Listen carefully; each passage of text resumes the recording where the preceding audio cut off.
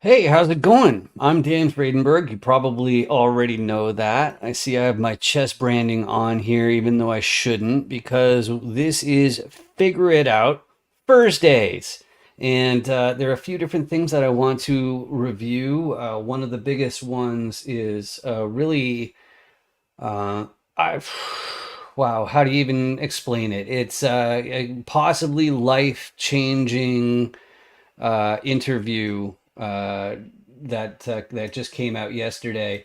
This one, I think I'm going to be coming back to that in a few different capacities, just because I think it's so important. And specifically, I'll tell you who I'm thinking of. Real estate has a lot of military people, lots of veterans.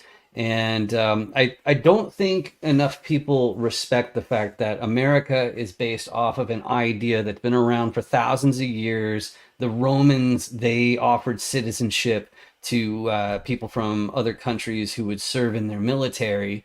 And in America, it's clear that if you want to move from, lower economic strata into middle class, serving in the military gives a couple different advantages. One of them being that they'll give you loans for your house.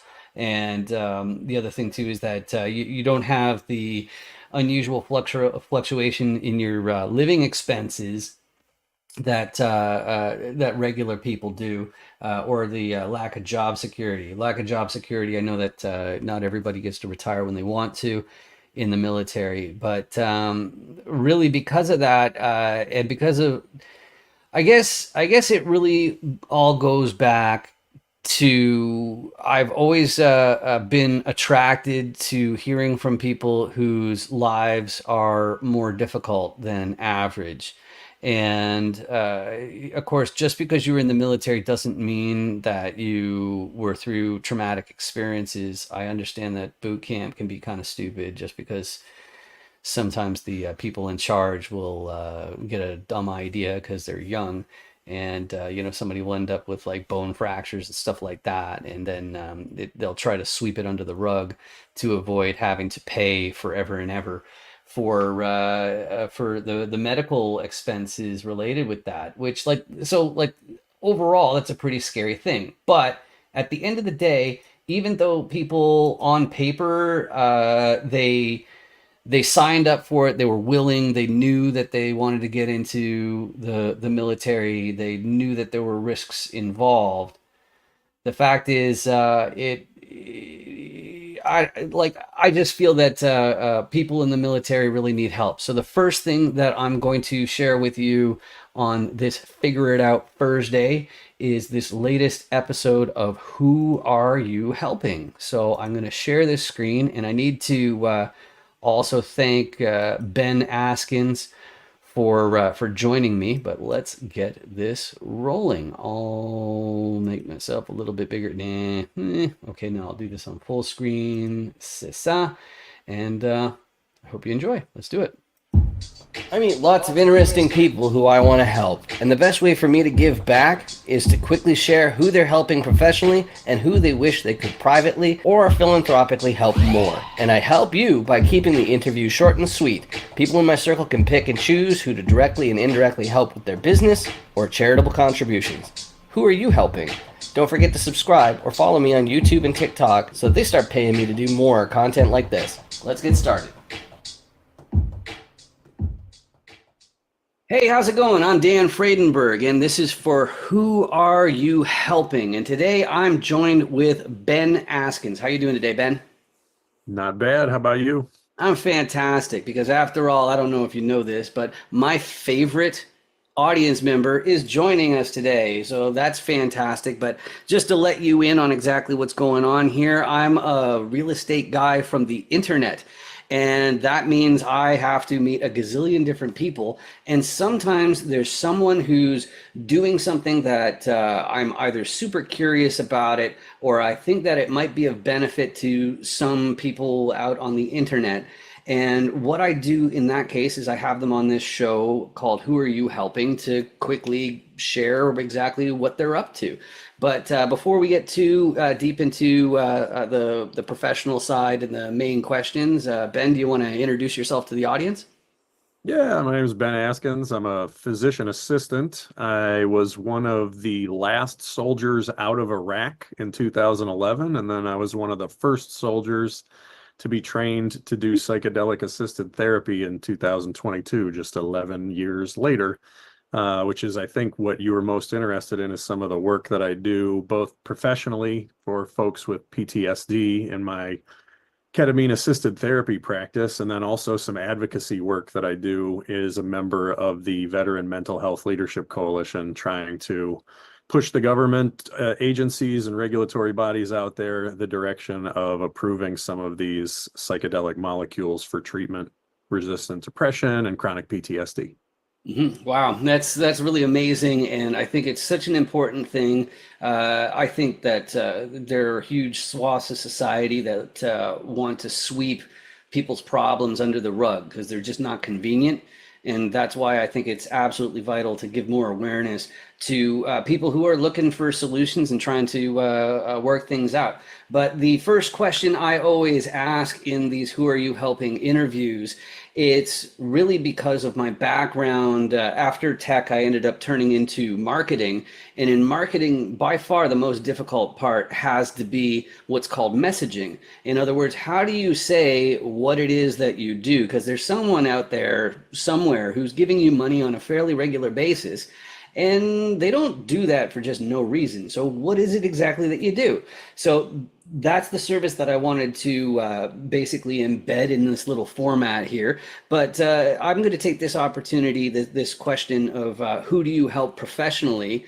Let's get a little bit more in detail and take a little bit of extra time because one aside for you to know, Ben and I met in Phoenix at a conference, and one thing that stood out about Ben is he's the type of person who would stop and really make sure that he's giving you your time to actually listen and give you the opportunity to spit out what you want to say. And just to make sure that we're doing that, let's get a little bit more into the professional side of treating, you said PTSD and depression. So for me personally, I thought that everything was perfectly fine for me for like 40 years. And basically, I'm trying to think of how do you help someone who thinks they don't need to be helped? How do you help somebody who, like is unsure?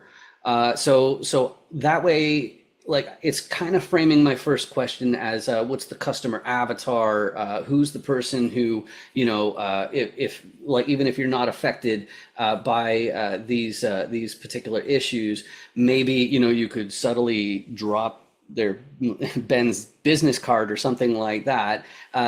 So Ben, where do you want to take that? Yeah, I wind up working with a wide array of what would fit into different avatars along the way. If you think of it as like a bell-shaped statistical distribution curve, I wind up working all along both ends, including people in the left tail, because I use ketamine assisted therapy in my practice.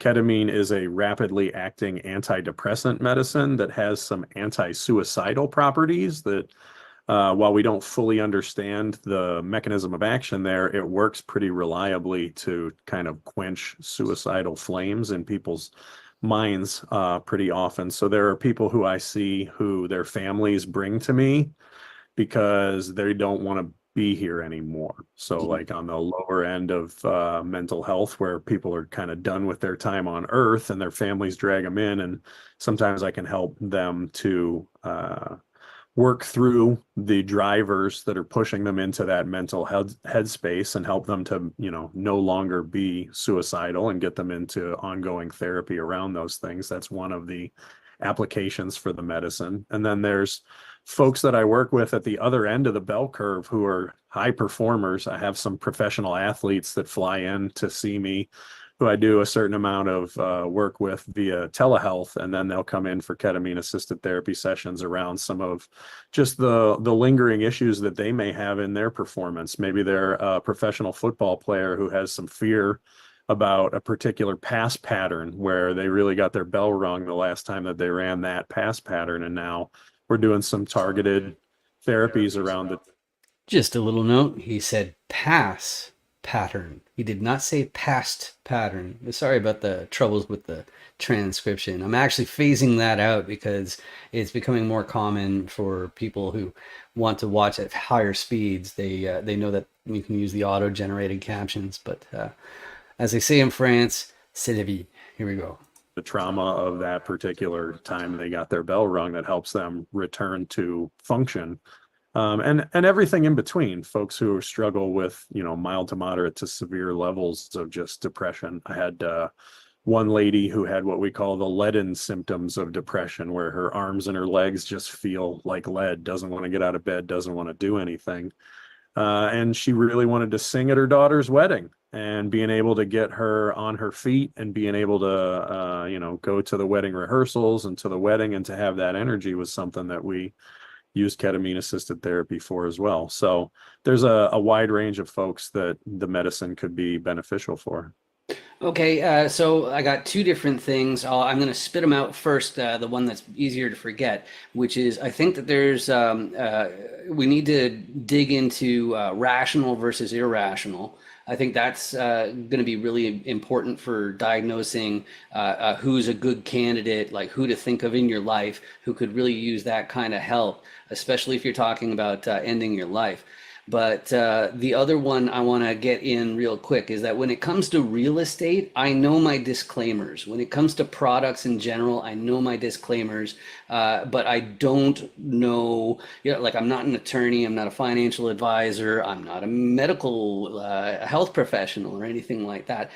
What sort of disclaimers are really common that you might need to say when you say something like ketamine rapidly assists with anti-suicidal urges? Yeah, so it's something that winds up being used either in hospital, in an emergency room sort of setting, or in an outpatient setting as prescribed by a professional, right? These are all medicines that are scheduled medicines, Schedule 3 by the DEA, and that have to be prescribed and supervised whenever being administered.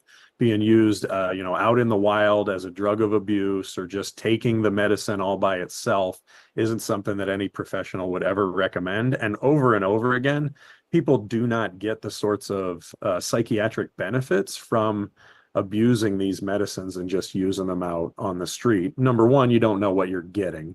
And it's no guarantee that just because somebody told you that they were getting you this particular medicine, that that's what you're actually getting.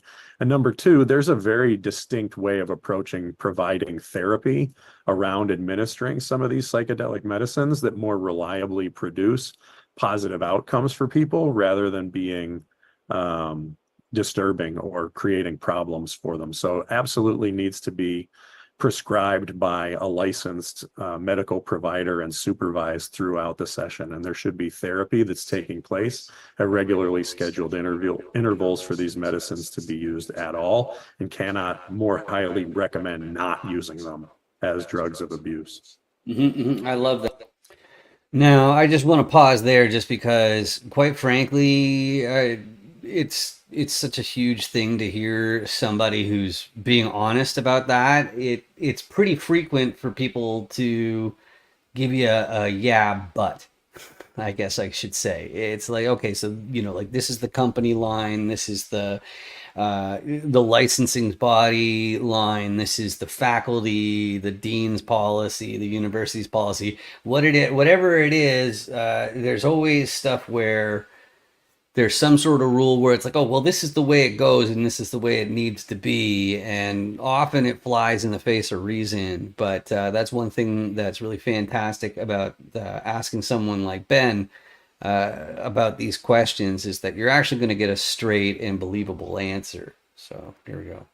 I love that, especially because one of the things I remember bringing up back in Phoenix was when I moved to Taiwan. I saw that one of the first things was at the bottom. It has this really intimidating message. It's like the penalty. I think when I arrived there, it was possessing or distributing drugs in the Republic of China is punishable by death, like right at the bottom of the Right. embarkation Yeah. card. So like like that was really intense. And so I was a guitar teacher in the 90s. Okay, so like the fact is, like, yeah, it's you were exposed to grass and things like that, and it's not something that I have to hide, because I live in Canada even though I'm from the internet. And now the government is more than happy to sell you weed or something like that. But out in Taiwan, I figured there that I noticed in different clinics and hospitals and whatnot, different literature on the dangers of different recreational drugs. And it surprised me to see that weed was not a concern there, even though it was just as illegal as any other recreational drug. That wasn't what I saw posters about. The one that I did see mention was ketamine, and in the list of dangers, I believe renal failure was one of the risks of overdosing. But Yeah. at the end of the day, I think we kind of get around that entire conversation by saying that you need to be supervised, you need to be within the proper regulation. Just to be clear on what's going on right there, is I'm just trying to be a little bit coy in, like, if I find out that, hey, this is somebody's living, I'm not going to straight out say, it's like, hey, but isn't that dangerous? But it's totally on my mind, and I'm just trying to find a smooth way to say, hey, isn't that dangerous? And just wait till you hear the answer for this, because it's fantastic. And all that sort of stuff. But I want to give you a chance to add anything that comes to mind about that. Is there any message you want to share? Yeah, ketamine is on the World Health Organization's essential medicines list. It is one of the safest anesthetic medicines that we've been able to develop for use in putting people to sleep and taking out their infected appendix. It's hard to beat in terms of its safety protocol with respect to how your heart and lungs are going to continue to function while you're on very high doses of ketamine to put you to sleep. That's the FDA approved in the US indication for the use of ketamine. Now, in a psychiatric context, we're using much lower doses for much briefer periods of time. And if you're seeing a professional, then you don't have to worry about a lot of the potential problems that are associated with high dose chronic abuse. Like you'd mentioned, there's some kidney problems. It's more common to have actually bladder function problems, a form of cystitis that can develop whenever people are just snorting rails of ketamine for grams and grams of it a day for multiple days in a row. You can do some damage trying to process all of the metabolites of that. Affects your bladder function. There's also chronic use suggests that there may be some difficulties with cognition that are associated with that, which is pretty common with high dose drug abuse of pretty much any kind. So that all that being said, the medicine itself, when administered properly, is incredibly safe. When administered haphazardly or as recreational or drug abuse context, there are a whole lot of potential pitfalls that people need to watch out for. All right, awesome. And so now that he's that far into this explanation, including the consequences of misuse of the substance that is really the main part of the treatment, I can now move on to the other question, which was probably going through your mind, which is, what does all this have to do with real estate?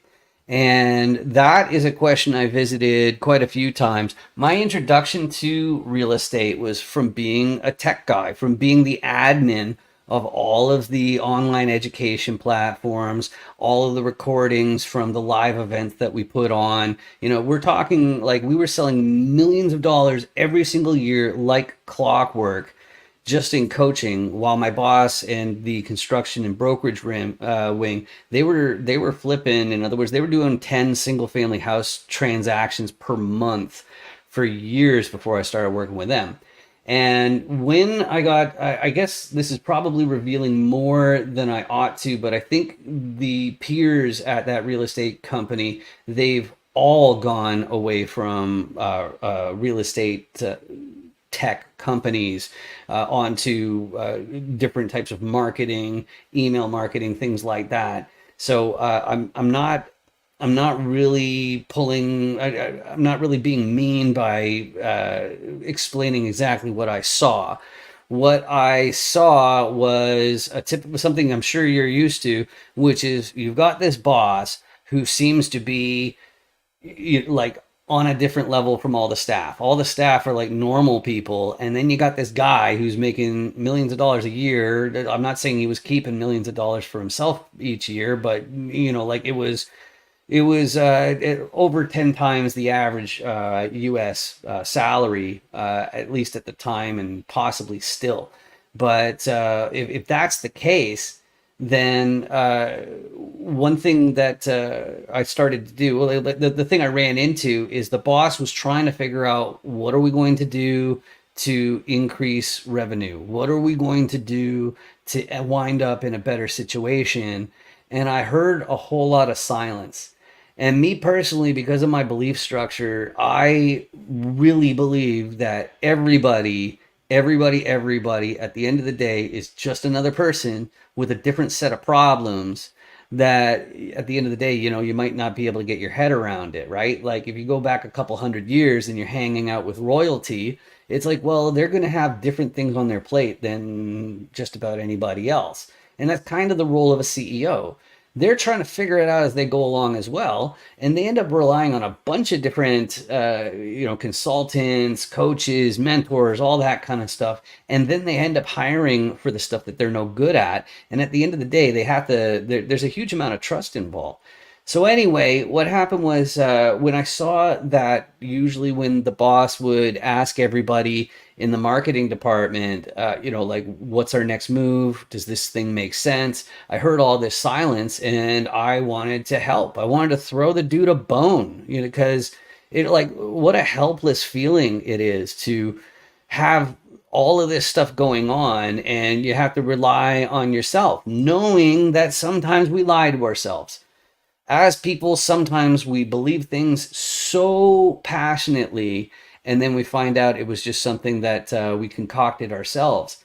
So what I ended up doing is I went through all of the courses in my spare time. So it was when I had time, I'd throw on one of the videos in the background, maybe while I'm programming, so that I'd learn, how do you flip houses? How do you build a fund? How do you end up attracting investors so that you're not just making money off your own money, you're making money off of other people's money too.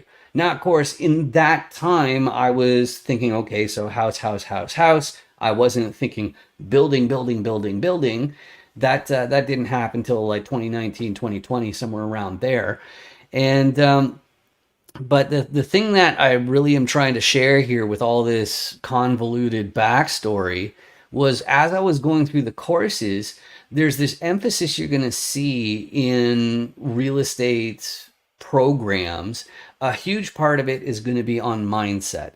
And part of that mindset piece is going to be specifically mental health and discipline. And it seemed kind of weird to me at first. I'm going like, okay, so my boss knows how to flip a whole bunch of houses. He knows how to build a team, but like he's not an inspirational speaker, like a motivational speaker. He's not some sort of psychologist, organizational psychologist or something like that. They're not some, like, real estate people aren't people who focus on those. But the way real estate works, because it's so mature, is that you've got these big, expensive assets and you end up having these high amounts of net worth just from owning them, but they're illiquid. So like basically the margin has been squeezed over, hundreds or thousands of years, so that basically like the limited partners are frequently owning the lion's share of the building, and the people who are running the place, they're not flush with cash. It's a waiting game. It's like they get these huge bursts of years and years and years worth of salary coming because of these equity multiples. Their capital multiplying because they bought cheap and they sold high.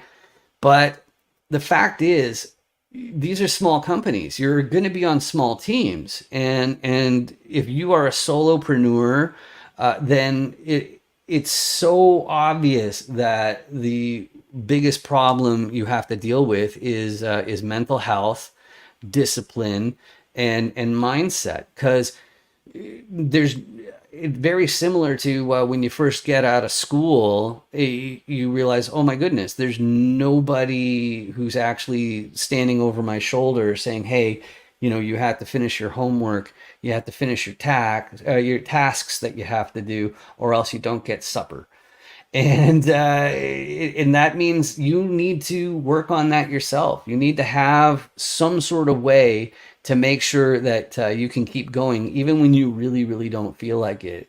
And sometimes what'll happen is you'll also realize that you got a little bit more baggage than you thought you did, and there you are as an entrepreneur and you realize, oh crap, I really have to get this part figured out. I have to make these lifestyle changes, like my diet, like my circle of friends, all these different things.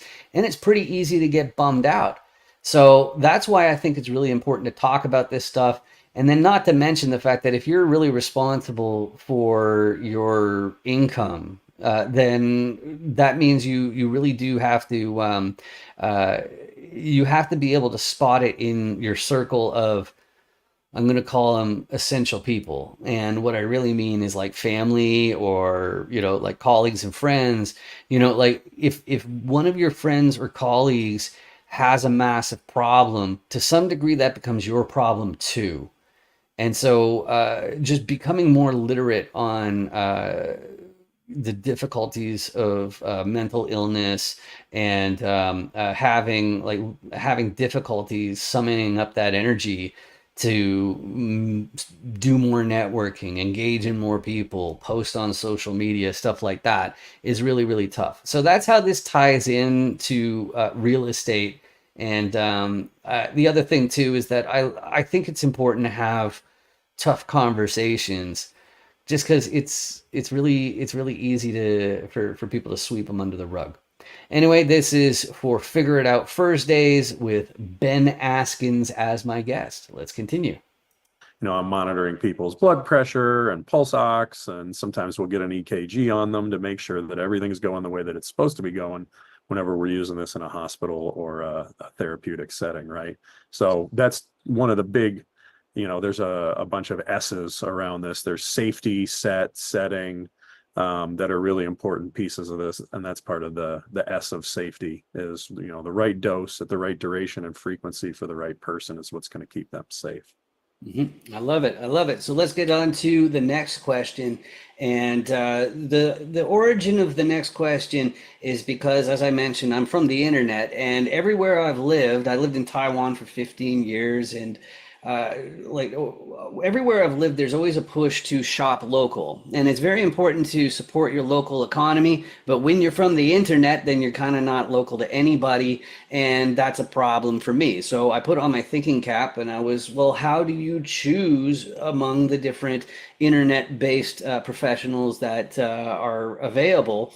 And I found one effective way is to find out who's the secondary beneficiary of the reception of these professional dollars. And that helps you choose more wisely with who you pick as a professional to help you in this way or the next. And one thing I like to emphasize specifically, the question is, who do you wish you could help more? And what I mean by that, and for many people, it's that they don't have enough clients to help. And so clients are definitely a great candidate for the answer. But the one I really want is because I want to normalize people asking for more time with their own families, because it hasn't been a priority for too long. And basically it's the one thing, like, what's the point of having a great career and eventually doing well financially if the time that is literally most valuable in your life is part of the price you pay? It's really not worth it. And so and of course we have some overachievers on the show who they have orphanages all over the world and things like that. And it's tough to compete with that. Now, I'm just kidding. But Ben, so professionally, philanthropically, otherwise, who's out there that you wish you could help more than you do right now? Yeah, I mean, the mental health crisis in America is kind of what I've driven my professional career towards working on is, working with people who are struggling to try to find, like there's stuff that people suffer from that treatment as usual works for, and that's great. If, going to therapy and taking selective serotonin reuptake inhibitor alleviates your depression, great, go for it. Stick with that standard of care. But there's upwards of 2/3 of people who that does not work for even after a fair trial of it. And I'd like to be able to help more and more of those folks. Unfortunately, some of these medicines are either currently Schedule 1 and not legal to be used outside of a research approved context, or I just want to pause for a second there. One thing I wanted to add, and I'll be interested to get Ben's take on that, is that also antidepressants. I've been aware for ages that they're really tough to quit, from what I hear, and it doesn't matter which one it is. There's going to be lots of issues of getting off of them. So yeah. Anyway, let's continue. or insurance doesn't cover the service, like the service that I provide in my private practice is cash pay only because the amount that it costs for me to pay the rent and cover my margins and all of those sorts of things, the insurance companies won't reimburse that amount. So the math just doesn't work. If we could get to where insurance companies were reimbursing reasonable amounts, it would make all the difference for both providers like me to be able to provide this to as many people as possible, and then for access to be available to folks who can't afford the prices that I have to charge to be able to stay in business. Does that make sense? Absolutely, it does. It also dovetails into the next question, which is by design, but in this case, it's even better. The next question is, how can people in the audience help you, as if the people in the audience are Santa Claus or the genie that comes out of the lamp or something like that. But the one that jumps out immediately would be anybody who is in the health insurance area. If this is something that you think is important to, I'll even blow it up and say to America's future, then I think this is that's one thing that you can do for Ben to get the ball rolling in that direction. And of course, at the end of the day, everything online is about awareness. So spreading awareness, I'm sure, is another great way to help Ben. But now that I've named off two, how can people in the audience help you? Yeah, actually, the biggest group of people that I think would be able to help solve some of the access and funding problems even faster than the insurance payers are employers. There are benefit programs. Essentially, large enough employers decide what their employee benefit programs look like, and a piece of that is creating a relationship with an insurance payer, right? But there are companies like Enthea, Enthea, and Meeko Health, Meeko, who are working with mid to large sized employers to create therapeutic benefits around ketamine assisted therapy in particular for their employees, so that they'll cover, half or 3/4 of the cost, the same way that a patient would only have to pay a copay for going to see their primary care physician. These particular employers are making the access to mental health care more affordable. The prime example of this, the largest company that's on board in the United States, is Dr. Bronner's, the soap company that sells like the peppermint soap with the crazy labels that have all this stuff about Martians and millionaires. And it's super interesting when you're all alone in the shower to just read their whole bottle. But they're an interesting company that was an early adopter in that regard and have really set the standard to where if you're an employee at Dr. Bronner's, a certain number of ketamine assisted therapy sessions is just a part of your employee benefits package. And that will happen much faster than anyone will be able to convince large insurance payers to start to make changes nationwide. So that would be somebody who may not know that they'd be able to help out their employees very quickly. Excellent, excellent. And then the next question is, how do people reach out? So me personally, LinkedIn is a great way to reach me. It's how I spend most of my time.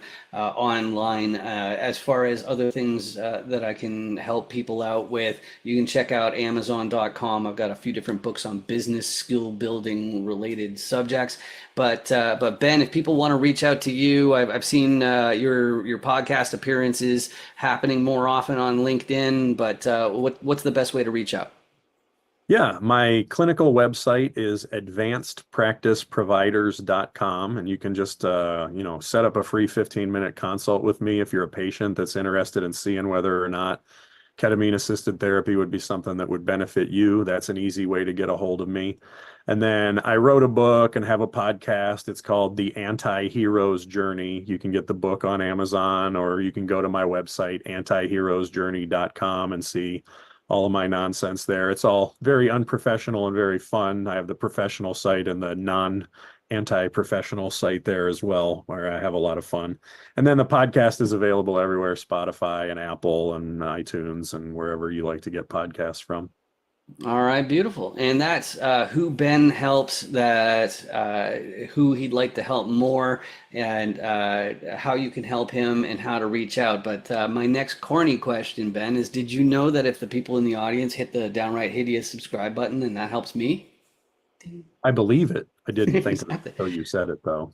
Absolutely, absolutely. But getting back to the conversation, we're now into the extended territory right here. So now, as far as the other things I want to get across with you specifically, like we said, how to reach out. As far as geographic constraints, what states like have like a better system or something like that? What where exactly is the clinic?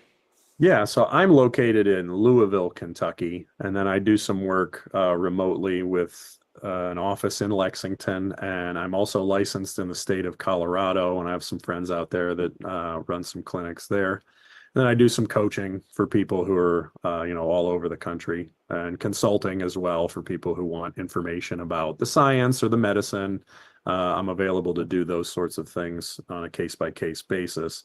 If you're talking about psychedelic assisted therapy more broadly, Oregon and Colorado have both passed legislation that have allowed for access to psilocybin in particular treatment centers in both locations. So if people are interested in looking into legal ways of gaining access in the United States, Oregon and Colorado are both kind of leading the way in their own ways around that. And then ketamine assisted therapy is legal in all 50 states. You can gain access through appropriate, medical consultations with providers available to you. And then MDMA assisted therapy is on the docket with the FDA for consideration of being rescheduled and no longer being a Schedule 1 medicine. And the decisions around that are supposed to be made in mid-August.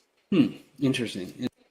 All right, so I'm going to cut it out there. If you're on YouTube already, then you should see a link in the chat to see the rest of this video. I'll try to put that in on LinkedIn. If you want to do me a favor while you're on YouTube, be sure to subscribe. It's a big ugly button that you can hit for free. You don't need any credit cards or anything like that. But I want to thank Ben Askins. He's also called Doc Askins on LinkedIn.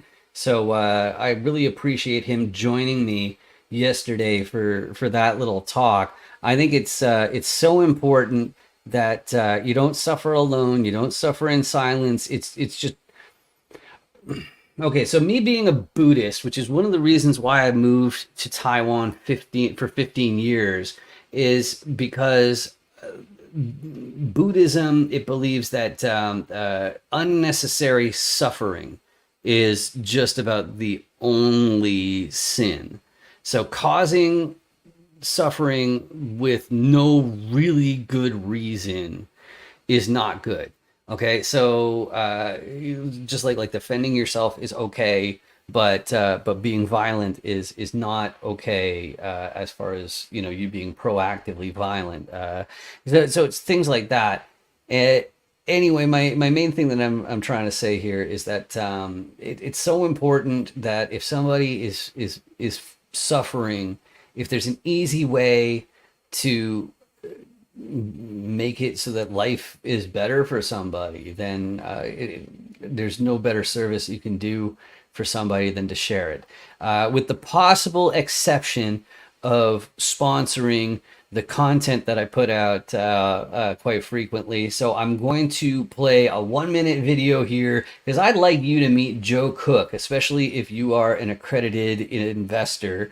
And the reason why I'm so excited about being involved in ECFG with Joe Cook is because it's a brand new debt fund, which means it's not laden down by deals that already had the rug pulled out from under them. And it also means that I personally would have less awareness of where loans and investments in a typical fund, an equity fund, would go. And we're just focusing on loans. But Joe's a great guy, and here he is. Small does nothing but put more money in the pot. Right. If we talk about just the investor side, I mean, Shane talked about the sponsor side a little bit. I'll talk about the investor side. Okay, so you want the most money in terms of return with the least risk. All right, you want to do it yourself, you can go get 13 or 14%. You're going to do all the underwriting, it's not going to be passive. If you bet, probably not. I think I'd have to bet at least 2,500 before they fold. And the pot is 4,000. 4,000. Yeah, I think you're right, but I'd rather just check. Okay. First position, you have the right of collection and the right of foreclosure or sheriff's sale, wherever you're at.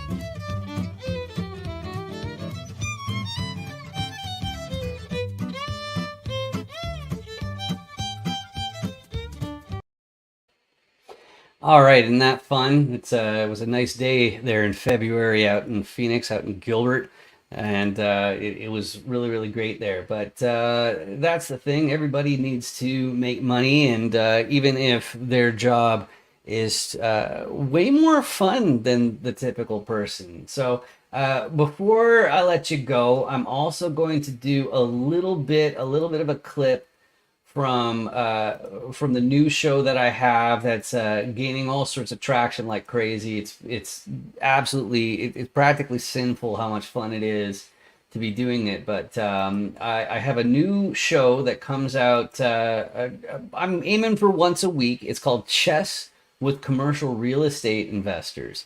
So I'm going to just throw on another video of that real quick in case you haven't seen this before. This will be the episode with my friend George Roberts III, also known as Georges, if you know him out in Michigan. But let's take a look at that. I think the real thing that's fun about chess in this show is that I also have these funny little sound effects that make it a lot more graphic. And we try and often fail to hold a conversation at the same time. But George was even braver than a lot of other guests out of courtesy. And because most people aren't used to being on podcasts and being interviewed and whatnot, we end up doing 15-minute games with 10-second increment, which means each time it's your turn, you have an extra 10 seconds added to your timer before you just lose from running out of time. But these are 5-minute games that I did with George, and they're really fun. So let's share this like that. Let's see how it goes. Hey, how's it going? I'm Dan Fredenberg, and this is for Chess with Commercial Real Estate Investors. I'm a commercial real estate guy, and so is my guest, George Roberts III, PhD. How you doing today, George? Doing well, Dan. Excellent. Doing well. Thank you. Thank you for having me on. Exciting. I love the theme of the show. This is one of a kind. You're totally unique. I love it. Excellent. Excellent. Yeah, I appreciate the vote of confidence. I just dropped the challenge link in here. We're going to do something a little bit different this time, which is we're going to play a faster format because George just told me that he plays these faster formats with his son. So now it's your move to start off. So it'll abort if you don't move in the next 10 seconds. Okay. All right. Okay, cool. So we got our first move. So full disclosure time, I don't like moving the F pawn. There's the right there. See, there's an issue, which if you look at one side of the board, you'll notice like the white side of the board.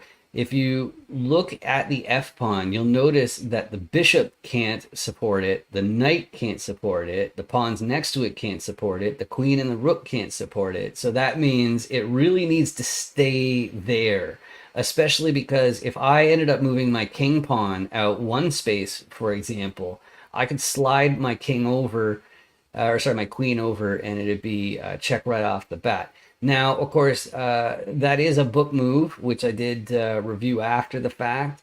But just if you're thinking of trying a new opening, I don't like F pawn openings based on the studies I've done. So maybe that's not interesting to you, but I'll just say that. Like, I'm not going to tell you like every single bit of how to play chess, but that's just one move that I haven't seen many viable ways to make it work. Here we go. So let's do this.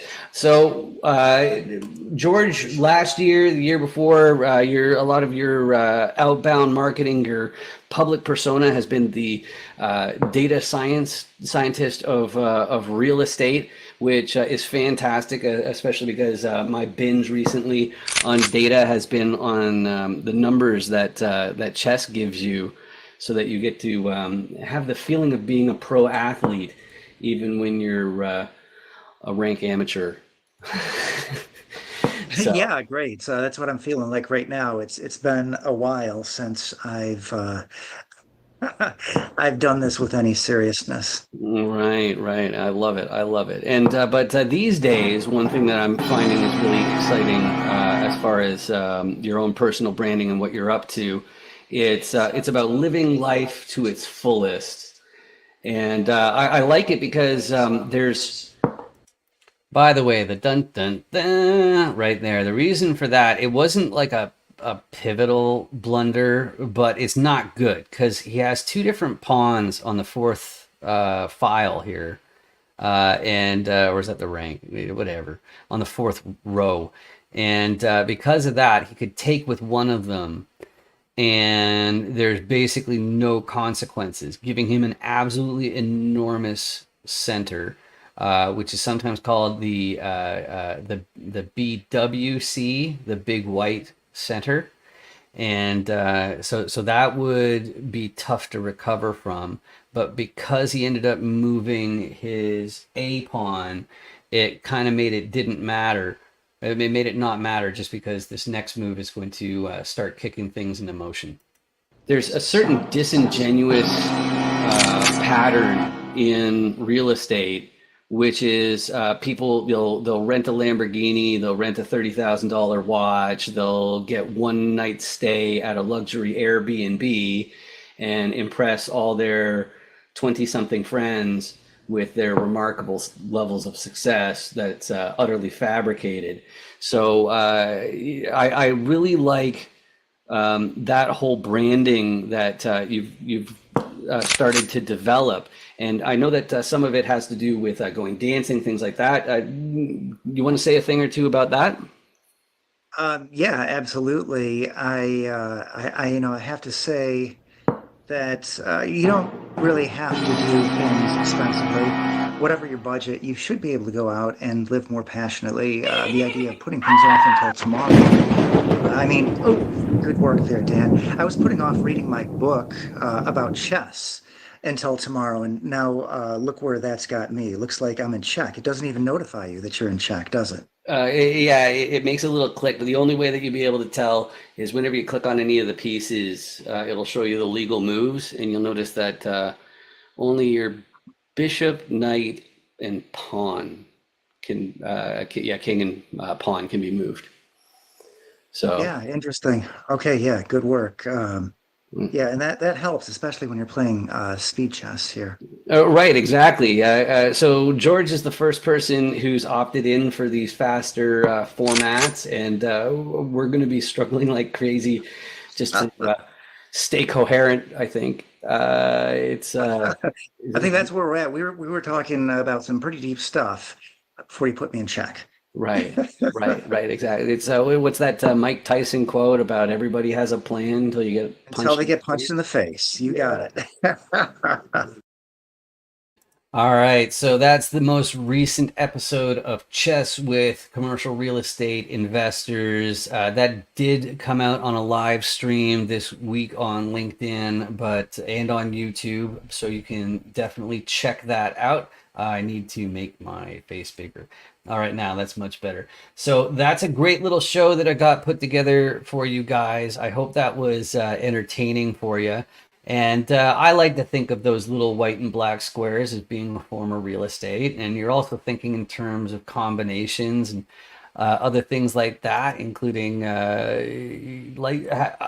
when do you throw in the towel? When do you just say it's like, I'm done, I'm out. But thanks again to George Roberts III for joining me on that. If you are in real estate and you're also fan of chess, or even maybe you have a hubby who's into chess, and I'm not trying to be gender specific here, I'm just saying that I'm really eager to start playing a power couple, or if you've got a kid who is good at chess and you are game for hopping on a podcast and you want to rely on your kid to do the heavy lifting in choosing your moves, I'm totally down for that. But if you know me well, you probably know me from the Chance Encounter series, and I hope that you'll enjoy this part as well. But the thing that's fancy about that show is the Chance Encounters, which you can see from dandoesdeals.com. There's over 360 episodes now. What it is, it's a podcast that's designed to help investors, syndicators, deal sponsors, and whatnot find more people to do business with. And the number one problem I found as I was getting into real estate, there are a few. One is, how do I show somebody in this space with lots of experience that, hey, I get how this is supposed to work. I understand the process, and really just having those tryouts as sort of what I'm trying to achieve.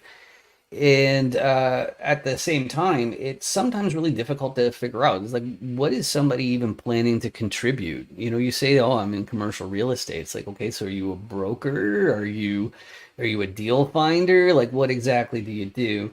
And if you go to dandoesdeals.com, you can find out, you can see all those different episodes. But really, I guess you don't really need to see the intro for that. I see we're getting up to about an hour, and I don't want to kill your entire day.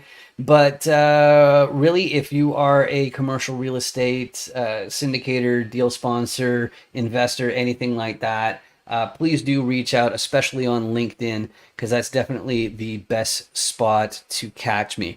Just for fun, I'll throw in the little ad that I have to get you guys to sign up for that podcast. It's not trying to sell anything. It's just saying, hey, connect. And if you pause the video or you pull out your phone, you'll be able to scan the QR code that's coming in the it's going to be in your bottom right of the screen, and that just goes to my LinkedIn profile page, so you can add me. Now, I have what's called creator mode turned on, which means the button says follow. Please do hit the 3 dots instead and hit connect, because if you just hit follow, you have to use something they call InMail that's not free to message people, but if you connect with people, you will. I don't report people for sending me a request when I don't know them. All I'll do is, if somebody's really not an appropriate match, if there's not really going to be a clear opportunity for us to collaborate, then I'll just ignore your request. So you don't have to worry about your reputation with LinkedIn as far as sending me a request. But let's see what Dan has to say. Hey there, are you interested in commercial real estate deals? Would you like to build your network of investors and deal sponsors? Well, the best thing I can do for you is have you appear on a Chance Encounter interview as featured on dandoesdeals.com. You may know me from 506 BME or as a top commercial real estate voice on LinkedIn. And if I had to think of the top factors in your success in commercial real estate, my top 2 would be your network and your ability to effectively explain how deals work with effective communication. The 15-minute chance encounter format, it checks both of those boxes, and they ensure that you can share your private deals with me without the SEC calling it a public solicitation. So hop onto LinkedIn. You can see my name is over here, Dan Friedenberg, and search for my name. And the best way to reach me and book that is to message me through LinkedIn. And don't worry, it doesn't matter if you decided to enter this space just last week or 2 weeks ago, or if it was decades ago. It'll be fun and easy to look good. We're just asking multiple choice questions based on your core competencies you look to contribute, your level of sophistication, all that kind of stuff. So I hope to hear from you soon. Thanks a lot. Bye. All right, sweet. And last but not least, I just want to thank you for watching. It means a whole lot to me. As a matter of fact, I'll decode something. If you see my other videos and you say, hey, I guess you don't know this, but my favorite audience member is joining us today. I say that all the time because it's you. If you're watching, you're automatically my favorite audience member. You're way better than those audience members who aren't showing up and watching right now. So I'm really trying to tell you exactly how much I care. This is the part of my business that I intend on relying on. And I think that there needs to be a new crop of people in this space showing people that regular people can actually get involved in commercial real estate and real estate deals. But it's not one of those things where everybody who gets into real estate is going to be absolutely loaded with boatloads of cash. You know, some people get wiped out on deals fairly frequently. But I find the one promise that real estate tends to be able to keep is that you got freedom of schedule. It's not like you can choose just not to work for ages and ages and ages, but at least if you have a baseball game with your kids or some sort of special event, you can make that time. And so that's why the other name for this little thing here, the Figure It Out Thursdays, is called Because I Wanna. So I'll leave you with this little tune. I hope you have a great day. Thanks.